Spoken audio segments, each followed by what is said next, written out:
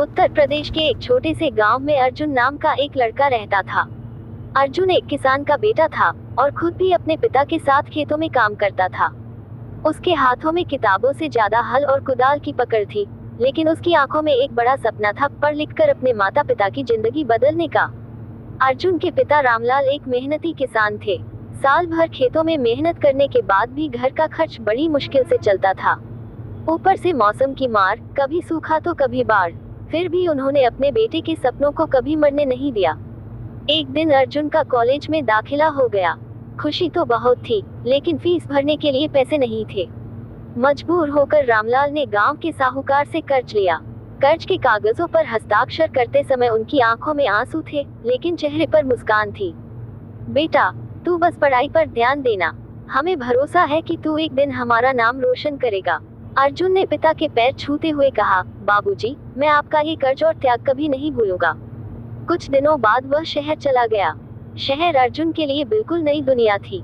ऊंची ऊंची इमारतें, चमचमाती सड़कें और कॉलेज का बड़ा कैंपस देखकर वह हैरान रह गया। कॉलेज के पहले दिन वह घबराया हुआ क्लास में बैठा था। तभी एक लड़की अंदर आई। उसका नाम नैना था। लंबे काले बाल, मासूम चेहरा और आंखों में ऐसी चमक कि कोई भी उसे देखकर खो जाए। नैना ने अर्जुन के पास वाली सीट पर बैठते हुए कहा, हाय, मैं नैना हूँ। अर्जुन थोड़ा झिझकते हुए बोला, मैं अर्जुन, गांव से आया हूँ। नैना मुस्कुराई, तो क्या हुआ, दोस्त बनोगे? उस मुस्कान ने अर्जुन के दिल में कुछ ऐसा जगा दिया जिसे वह खुद भी नहीं समझ पाया। दिन बीतने लगे। अर्जुन और नैना साथ पढ़ते, कैंटीन में बैठते और कॉलेज की लाइब्रेरी में घंटों बातें करते। दिन बीतने लगे। अर्जुन और नैना साथ पढ़ते, कैंटीन में बैठते और कॉलेज की लाइब्रेरी में घंटों बातें करते। नैना को अर्जुन की सादगी पसंद थी। गांव से आया हूँ। नैना मुस्कुराई, तो क्या हुआ, दोस्त बनोगे? उस मुस्कान ने अर्जुन के दिल में कुछ ऐसा जगा दिया जिसे वह खुद भी नहीं समझ पाया। दिन बीतने लगे। अर्जुन और नैना साथ पढ़ते, कैंटीन में बैठते और कॉलेज की लाइब्रेरी में घंटों बातें करते। दिन बीतने लगे। अर्जुन और नैना साथ पढ़ते, कैंटीन में बैठते और कॉलेज की लाइब्रेरी में घंटों बातें करते। नैना को अर्जुन की सादगी पसंद थी। उसे अच्छा लगता था कि अर्जुन कभी झूठ नहीं बोलता था। नैना को अर्जुन की सादगी पसंद थी। उसे अच्छा लगता था कि अर्जुन कभी झूठ नहीं बोलता था। एक दिन बारिश हो रही थी। दोनों कॉलेज के बाहर खड़े थे। नैना बोली, अर्जुन, अगर तुम्हें जिंदगी में सब कुछ मिल जाए तो क्या करोगे? अर्जुन मुस्कुराया, गांव से आया हूँ। नैना मुस्कुराई, तो क्या हुआ, दोस्त बनोगे? उस मुस्कान ने अर्जुन के दिल में कुछ ऐसा जगा दिया जिसे वह खुद भी नहीं समझ पाया।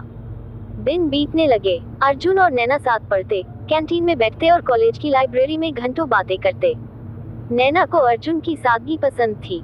उसे अच्छा लगता था कि अर्जुन कभी झूठ नहीं बोलता था। एक दिन बारिश हो रही थी। दोनों कॉलेज के बाहर खड़े थे। नैना बोली, अर्जुन, अगर तुम्हें जिंदगी में सब कुछ मिल जाए तो क्या करोगे? अर्जुन मुस्कुराया, सबसे पहले अपने बाबूजी का कर्ज चुकाऊंगा। नैना उसकी बात सुनकर भावुक हो गई। नैना को अर्जुन की सादगी पसंद थी। उसे अच्छा लगता था कि अर्जुन कभी झूठ नहीं बोलता था। एक दिन बारिश हो रही थी। दोनों कॉलेज के बाहर खड़े थे। नैना बोली, अर्जुन, अगर तुम्हें जिंदगी में सब कुछ मिल जाए तो क्या करोगे? अर्जुन मुस्कुराया, सबसे पहले अपने बाबूजी का कर्ज चुकाऊंगा। नैना उसकी बात सुनकर भावुक हो गई। उसी दिन उसे महसूस हुआ कि वह अर्जुन से प्यार करने लगी है, और अर्जुन तो पहले ही अपना दिल उसे दे चुका था। लेकिन हर प्रेम कहानी आसान नहीं होती। एक दिन गांव से फोन आया। फसल खराब हो गई थी। रामलाल पर साहूकार का कर्ज बढ़ चुका था। अर्जुन सारी रात रोता रहा। अगले दिन नैना ने उसकी उदासी देखी। क्या हुआ? अर्जुन ने पहली बार अपने दिल का दर्द किसी से साझा किया। नैना ने उसका हाथ पकड़ लिया। तुम अकेले नहीं हो अर्जुन। उस स्पर्श ने अर्जुन को नई ताकत दी। कॉलेज का आखिरी साल चल रहा था। एक शाम दोनों कॉलेज की छत पर खड़े थे। सूरज ढल रहा था। अर्जुन ने कांपती आवाज में कहा, नैना, मैं तुमसे कुछ कहना चाहता हूँ। कहो, मैं तुमसे बहुत प्यार करता हूँ। नैना की आंखें भर आई। वह मुस्कुराई और बोली, मैं भी तुमसे प्यार करती हूँ अर्जुन। उस दिन दोनों ने साथ जीने मरने की कस्में खाई। लेकिन किस्मत को कुछ और मंजूर था। नैना एक अमीर परिवार से थी। जब उसके पिता को अर्जुन के बारे में पता चला तो वे गुस्से से भर गए।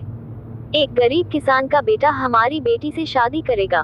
कभी नहीं। नैना ने बहुत समझाने की कोशिश की, लेकिन उसके परिवार ने उसकी एक नहीं सुनी। उधर अर्जुन के पिता की तबीयत भी खराब रहने लगी। कर्ज का बोझ लगातार बढ़ता जा रहा था। एक दिन नैना रोते हुए अर्जुन से मिलने आई। पापा ने मेरी शादी कहीं और तय कर दी है। अर्जुन के पैरों तले जमीन खिसक गई। उसकी आंखों से आंसू बहने लगे। क्या तुम मुझे छोड़ दोगी? नैना फूट फूट कर रोने लगी। मैं तुम्हें कभी नहीं छोड़ सकती, लेकिन मेरे पास कोई रास्ता नहीं है। दोनों पूरी रात साथ बैठे रोते रहे। एक गरीब किसान का बेटा हमारी बेटी से शादी करेगा? कभी नहीं। नैना ने बहुत समझाने की कोशिश की, लेकिन उसके परिवार ने उसकी एक नहीं सुनी। उधर अर्जुन के पिता की तबीयत भी खराब रहने लगी। कर्ज का बोझ लगातार बढ़ता जा रहा था। एक दिन नैना रोते हुए अर्जुन से मिलने आई। पापा ने मेरी शादी कहीं और तय कर दी है।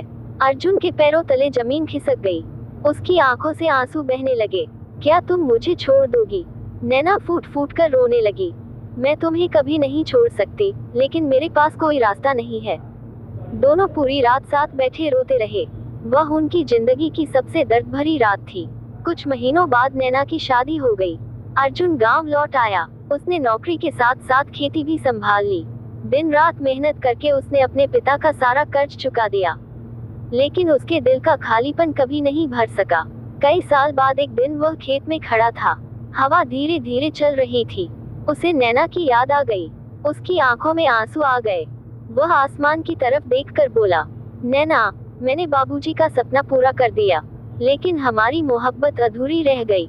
दूर कहीं बादल गरज रहे थे, और खेतों की मिट्टी में खड़ा अर्जुन आज भी अपने पहले प्यार की यादों को सीने में लिए जी रहा था। कुछ प्रेम कहानियां पूरी होकर याद नहीं बनती, बल्कि अधूरी रहकर अमर हो जाती हैं।